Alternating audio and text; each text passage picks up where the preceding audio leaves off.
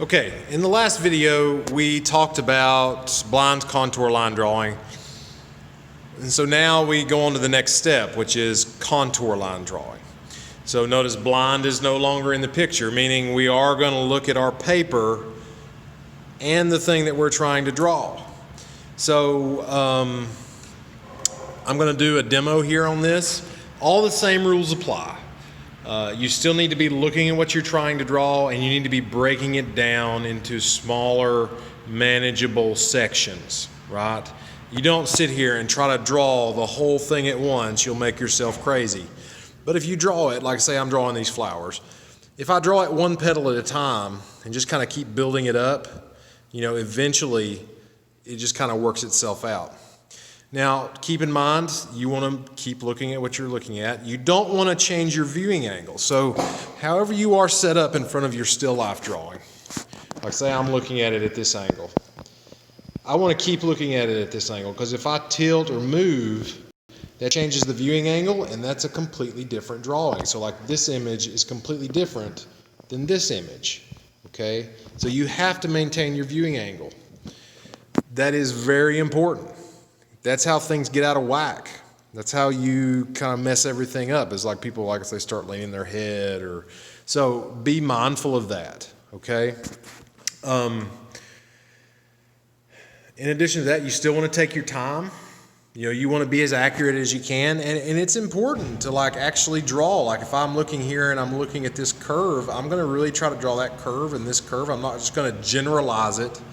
I'm going to try to be as accurate as I can with it. So for this demo, I'm going to try to draw specifically this flower, this lily on top here. I might get into some of these others a little bit, but just in the interest of time, I know the last video went a little long. In the interest of time, I'm not going to get into it as much. So let me put my phone into the holder here so y'all can see. Now, y'all are going to be seeing what I'm drawing. I'm not altering the flowers at all. I'm just going to draw them, okay? So, and a lot of times when we're drawing something, at first, things don't quite look right. So I'm going to start on this petal. And it's funny that it works that way. So like sometimes things don't quite look the way they should, or the way your brain tells you that they should look.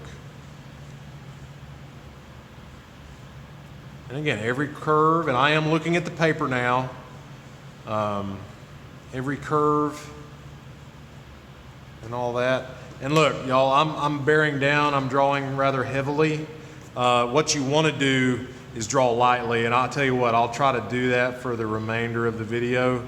But I do want you all to be able to see it, and I'm not entirely certain how well you all can see these lines if they're lighter. So, you want to draw lightly, and I'll tell you what, I'll start doing that, but let's do that. So let's get this petal done. So that's all I can see of it, and then from here I'm going to move to the next one. So we've got this little bit of negative space in here that we're going to try to capture. I went over negative space in the last video, so it's that space between objects. If we can get that accurate, we know we can get our overall subject a bit more accurate. So I am using a pencil for this one, and if I stop talking, it's because I'm concentrating. I've done it enough that I can kind of talk while I'm doing it, but right now, like I said with the blind contour line, I'm a little rusty, so we really want to focus on, getting this accurate. So, and you can see I'm just drawing little bits at a time, and I'm doing it lightly, and really you can go a little quicker. I'm going to go a little quicker and just kind of rough it in.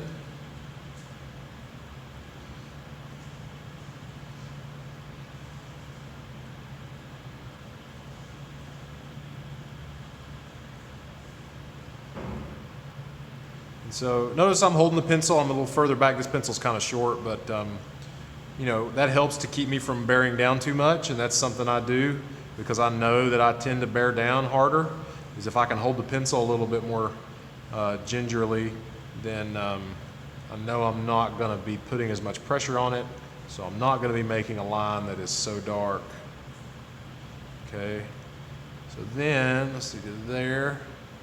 You want to draw things as you get to them. You don't want to take, you don't want to have to like come back and erase things out. So I'm gonna go ahead and draw in these stamens. Is it stamens? I think so. That's what we're gonna call them, stamens. Well, there's pistils and stamens, but I can't ever remember which is which. If anybody knows, feel free to correct me.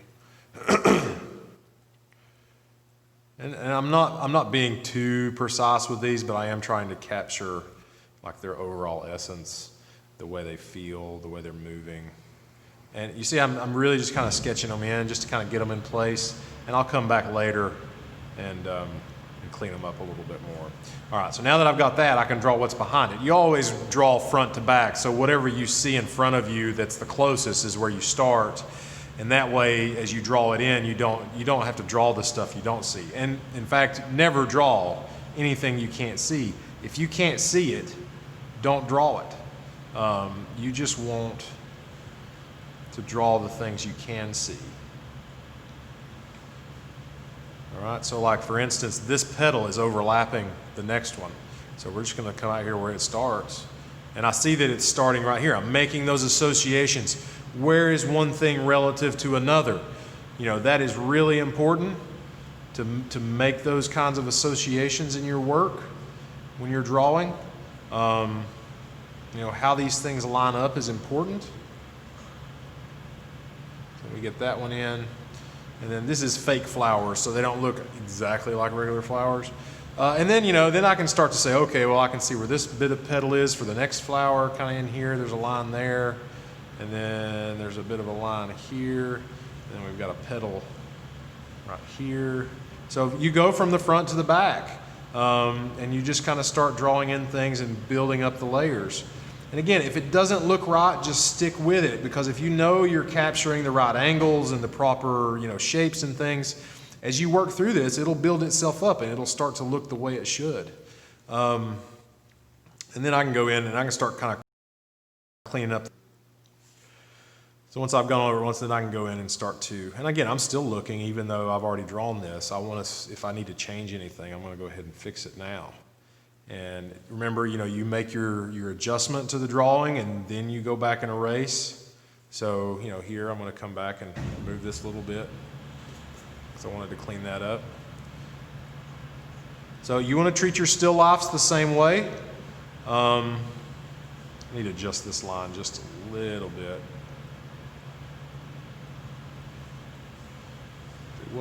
Where it needed to be. So you make your change, then you erase. Okay?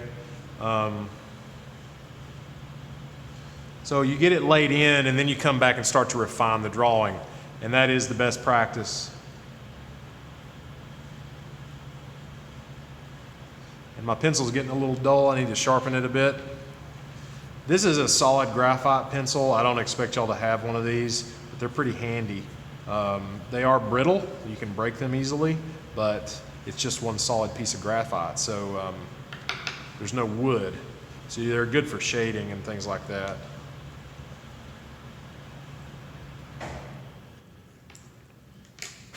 That's nice and sharp. Okay. Now I get a more precise line. My line was getting a bit thicker than I wanted it to be. Now, when you are doing just a line drawing, you might pay attention to where shadows and things are. So like for instance in here, like this line, there's a bit of a shadow in here in the flower. So I might actually come in and thicken this line up a bit. So a little bit of line variation in the drawing will go a long way to kind of giving things more weight. We're not shading this. Do not shade your drawing. We're going to do that next week, and I'm going to have some specific requirements for that. So make sure that you are just kind of playing around with line variation. So I don't want to see any like shaded in areas. I just want to see that you're playing around with those varieties in the line, those thicknesses. And a line should have some variety to it. It should have some thick and thin. That's something we went over in Art 1. And we want to kind of continue that practice now. So let's clean this up. And you got to be patient. This isn't something you're going to sit down and start and then finish in 20 minutes. These drawings are going to take you a few hours. And that's the way I set it up. Because you have to, you're going to use your class time this week doing this drawing. So I expect to see that you all have spent the entire amount of time on it.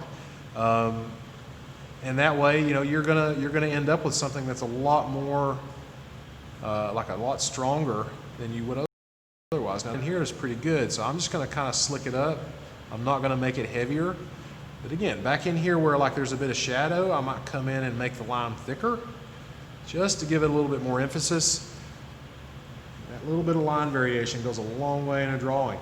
And you can see, if you look at the examples that I posted, the images of the still life drawing I did for last semester's class, you can see that in the drawing. If you look close, the line variation that I incorporated into that. I spent probably a couple hours doing that drawing. And I'm a stickler, I try to be as accurate as I can, but you take a little bit of artistic license sometimes. So if you see an area where like, okay, there's really no shadow there, but I think it'll look better if the line's a little heavier, then yeah, go ahead and do it. That doesn't mean you're altering what you see. This is still the flower that I'm looking at. And so I'm trying to capture that as accurately as possible. And I've messed up my line here, so let's fix that. So this is why you draw lightly, folks, to begin with, so you can come back and fix things as you need to, okay? So we'll draw that, and this line. And I want this line to be thin, but it's fine if it's dark. I don't want it to be as heavy as the other, at least not right in here. Now in here, yeah, I might want it to be a little bit heavier. I may have gone too far. See how I've created that little flat spot? I don't want that. I want a little bit more variety in there. I want it to look more natural and more organic. So I'm going to erase that out and put a little bit of a curve back into it. And so I can come back in and clean this up. Okay, so there's my flower. I didn't really go in. I could come in now and start doing the spots. They kind of are random, but there's an order to them. So I'm going to try to accurately kind of get them in here. And again, even if you've got a lot of stuff you're dealing with, like a lot of little details, just take it one thing at a time and they will work themselves out. So I would come in and add these spots in, and then I can come in and say, okay, well they're almost there. They need to be a little heavier, a little more round, a little nicer to look at. I'm just kind of laying them in place, and now I can kind of come and make them look a little bit more natural. Okay, so and then I would go through the whole thing and do that, and I might come in with some lighter lines because I can see this flower. It has some little waves in the petal, and it doesn't really create a line there, but I want to imply that just by kind of maybe laying in some lighter lines, just to kind of give it a little bit more detail in the interior of the petals themselves. And I might leave them, might not, I don't know.